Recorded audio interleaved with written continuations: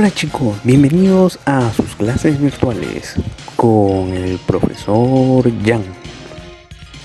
Hoy es un hermoso día para aprender.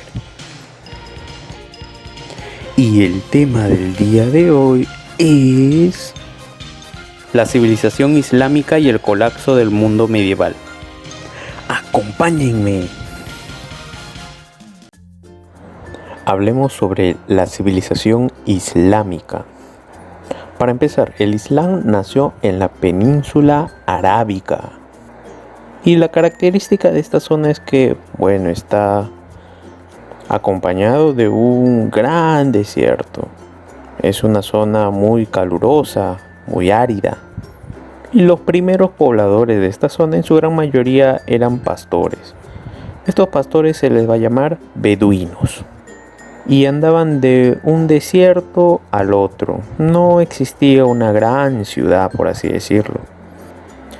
Aunque la más importante sí era una pequeña ciudad que se va a llamar La Meca, así como la ciudad llamada Medina. Así que ya saben, La Meca y Medina son las más importantes y van a ser ciudades comerciales, solamente para el intercambio.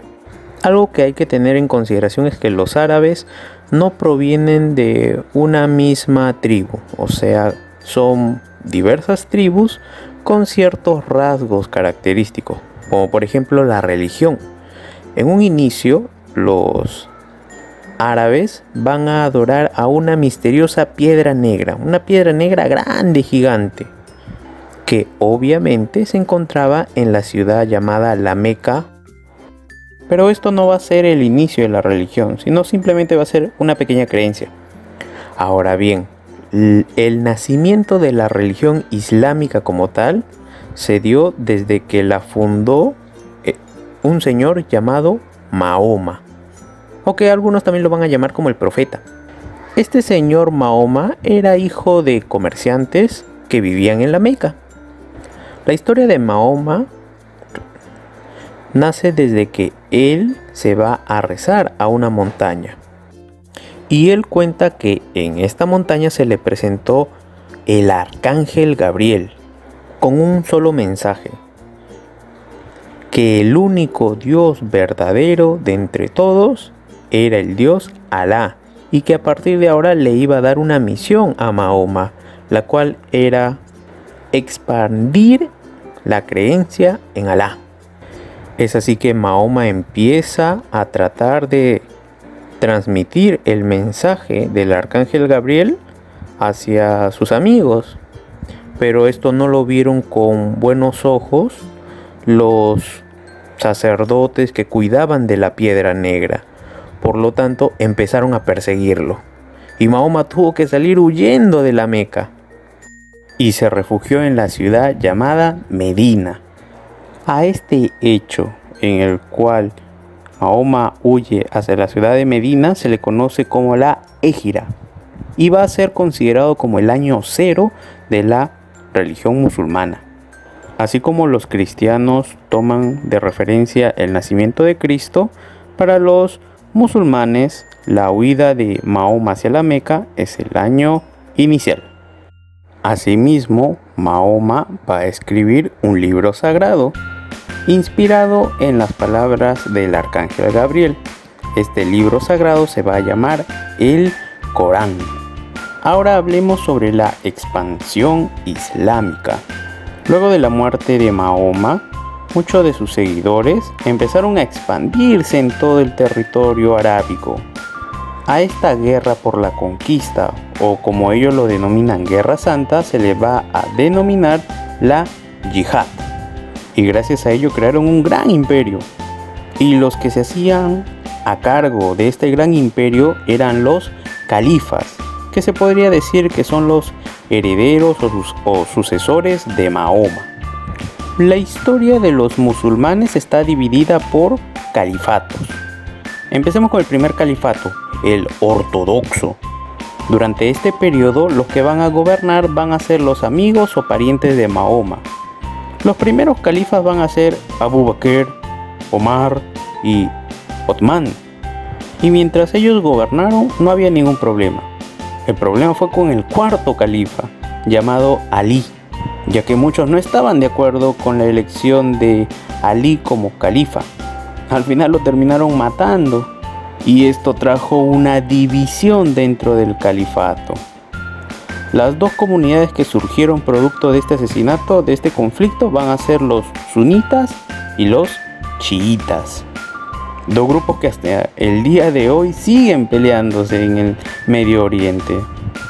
Pero a pesar de esto, hay que recordar que durante este califato llamado ortodoxo, se consiguió conquistar muchos territorios, por ejemplo, los territorios del Imperio Bizantino, los territorios de Egipto, de Siria, de Palestina, abarcaron una inmensidad de territorios. Y hay que recordar que la capital de este primer califato llamado ortodoxo es la ciudad de Medina. Esa es la primera capital. Ahora pasemos a hablar sobre el segundo califato, el califato Omeya. Durante este califato, la capital ya no va a ser Medina, sino va a ser Damasco. Y sobre todo, no dejaron de expandirse, llegaron hasta la India e incluso hasta se enfrentaron con un ejército chino, para que te des cuenta del gran tamaño de la expansión de los musulmanes. Pero por el otro lado, por el lado occidental, sí hubo un reino que los detuvo. No sé si tú recordarás al famoso mayordomo Carlos Martel. Bueno, lo que pasa es que los musulmanes quisieron llegar hasta Francia. Habían invadido España, pero no pudieron llegar hasta la ciudad de Ratatouille, debido a que fueron detenidos en la batalla de Poitiers. Lastimosamente con el tiempo también cayó este califato omeya. Y ahora vamos a hablar sobre el califato abasida. Durante el califato abasida, la nueva capital ahora va a ser la ciudad de Bagdad, y que contaban con una población de aproximadamente 1 millón de habitantes. Es de resaltar que el califa más importante durante el califato abasida va a ser el califa Harún al-Rashid, que va a promover mucho lo que es la cultura, el arte de los musulmanes, y que incluso mantuvo una paz prolongada con el Imperio Carolingio, con el Imperio Bizantino e incluso con los chinos. Así que era muy buen diplomático. Lastimosamente, el califato abasida también termina por desintegrarse, y aquí es cuando ya se da la decadencia total de la cultura islámica, ya que no van a lograr reponerse, y terminaron dividiéndose en pequeños estados independientes, hasta que finalmente fueron invadidos por los mongoles, y así acaba la civilización islámica. Ahora hablemos sobre las características. Empecemos por la economía. Su agricultura logró un gran desarrollo de sus técnicas agrícolas gracias a sus regadíos. Asimismo, eran unos capos en el comercio. Comercializaban desde piedras preciosas que las traían desde la India, o la misma seda que la traían desde China, o también oro que traían desde Sudán, desde África. En el campo de la ciencia destacaron tremendamente. Estos musulmanes fueron los que fabricaron el papel y la pólvora, algo que revolucionó la guerra para esta época. Del mismo modo, hay que recordar que fueron los musulmanes los que desarrollaron la brújula, este aparato que señala el norte, el sur, el este y el oeste para poder ubicarse. Era como el Google Maps de la época. Y ni qué decir, eran unos excelentes astrónomos. También desarrollaron un curso que a ti te fascina, la matemática. Y sobre todo, el gran aporte de los musulmanes, de la civilización islámica, van a ser los números arábigos. Esos números que tú utilizas, el 1, el 2, muy bien, esos números fueron inventados por ellos. Asimismo, el álgebra, que va a ser un campo de la matemática que te va a encantar cuando tú estés en años superiores en el colegio y en la universidad. En la medicina también destacaron, ya que ellos fueron los primeros grandes cirujanos de su época, y hay que agradecerles que ellos también desarrollaron la famosa anestesia, que si no fuera por ello, cada operación que en algún momento tú llegues a tener te dolería tremendamente. Asimismo, hay que destacar la gran labor de bibliotecólogos que tenían los árabes, ya que guardaron muchos libros y mucho conocimiento de la antigüedad. Gracias a ellos sabemos sobre Platón, sobre Aristóteles, porque es un conocimiento que ellos cuidaron en sus grandes bibliotecas. Asimismo, el desarrollo de la literatura. Recordarás tú seguramente la historia de Aladín y la lámpara mágica, o sobre Alí Baba y los 40 ladrones. Pues muy bien, todas estas historias están incluidos dentro de una compilación de cuentos llamados Las 1001 Noches. Dentro de la arquitectura también destacó esta forma tan característica que tienen las mezquitas, en las cuales nosotros vamos a ver una cúpula en el techo, así como abundantes columnas dentro de estas mezquitas. Recuerda que una mezquita es un lugar de oración para los islámicos, por lo tanto es un lugar sagrado. Y si hablamos de la decoración, recuerda que ellos utilizan muchas figuras geométricas dentro de sus edificios. Mencioné ya que los musulmanes cuidaron el pensamiento griego y romano de la época. Pues sí, déjame decirte que Bagdad, Damasco e incluso la ciudad de Córdoba eran centros de gran producción intelectual, que si no fuera por ellos no se hubieran desarrollado especialidades como la filosofía, la matemática, la política, la historia. Así que es de resaltar la importancia de la civilización islámica musulmana en el mundo. Ahora hablemos sobre el tema número 2, que va a ser el colapso del mundo medieval. Ya hemos analizado al gran imperio carolingio, al bizantino y a los islámicos, culturas que van a ser muy características de la Edad Media, pero así como tiene su inicio, tiene su fin. Primero analicemos cuáles son las características de esta crisis y ya declive de la Edad Media. Primero, va a haber una crisis demográfica, o sea, una crisis de la población medieval, debido primero a cuestiones, vamos a decir, climatológicas. Se tiene que ver con un clima totalmente desfavorable. Recuerda que para esta época se depende mucho de la agricultura, y si hay un mal clima, pues entonces los frutos no van a cosechar, no va a haber alimento y la población va a terminar por fallecer producto de las hambrunas.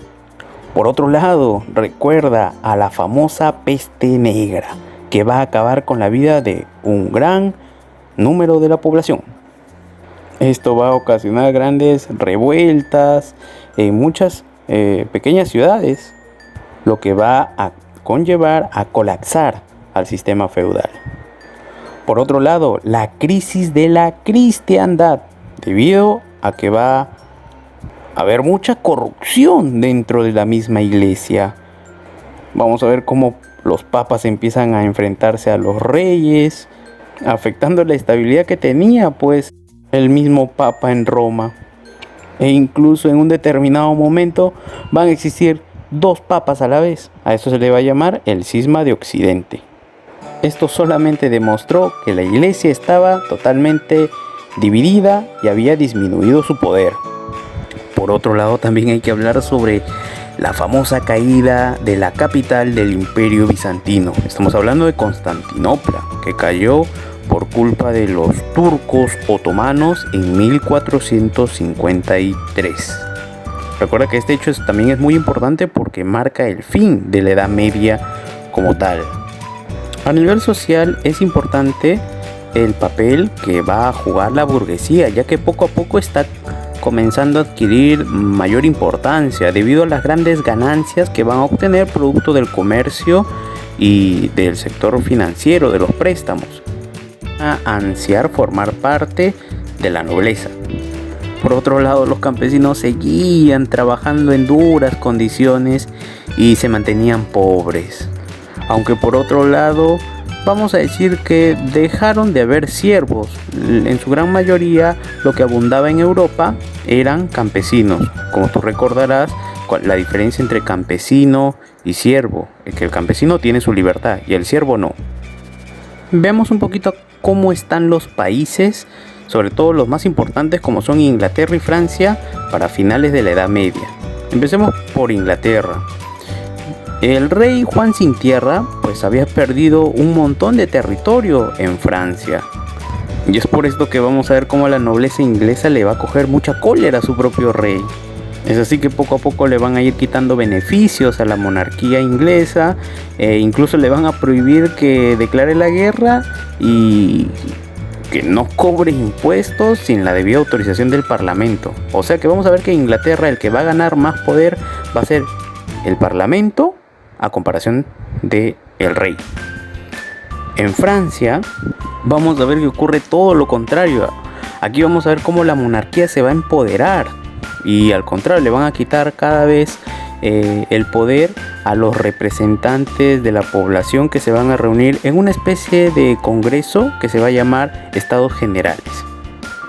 Todo esto va a dar como resultado que las monarquías van a hacer a un lado al gran poder sagrado, eclesiástico que siempre los acompañaba. O sea, estamos hablando del Papa. Vamos a ver cómo los reyes van a dejar de darle importancia a los papas y van a terminar convirtiéndose en dueños de poderes absolutos.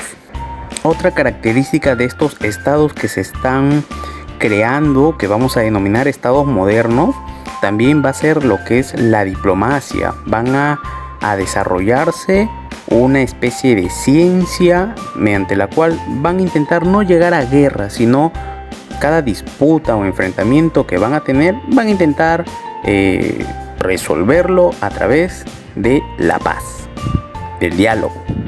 El ejército también de estos estados modernos que se están creando van a ser pues un ejército especializado y permanente, cuyo sometimiento va a estar solamente en el rey. En España vamos a ver cómo se va a afianzar el poder de los reyes católicos, debido a que van a lograr expulsar a los musulmanes, a los árabes de sus tierras españolas. Y por último, en Rusia vamos a ver cómo el famoso zar Iván III va a unificar a todo su territorio.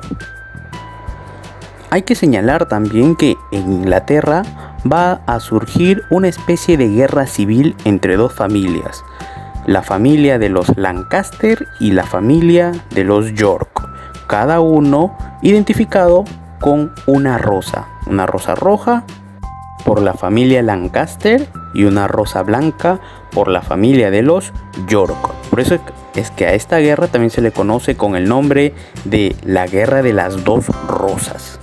Y esto va a terminar por destruir a la nobleza inglesa y va a ser posible de que un rey se afiance con el poder absoluto, un rey que se va a llamar Enrique VIII. Muy bien, entonces así vamos a ver cómo vamos a estar cambiando de pasar de una edad media a una edad moderna. Y vamos a ver las características de este nuevo estado que está surgiendo en reemplazo de los famosos señores feudales, que esa ya va a ser tema de una próxima clase. Muy bien, eso ha sido todo por el día de hoy. Gracias por tu atención y espero que hayas aprendido algo nuevo. Que alguien despierte a Cristina, por favor, que seguro se quedó dormida. Me alegra mucho que hayas aprendido algo nuevo hoy. Gracias por tu atención. Hasta luego.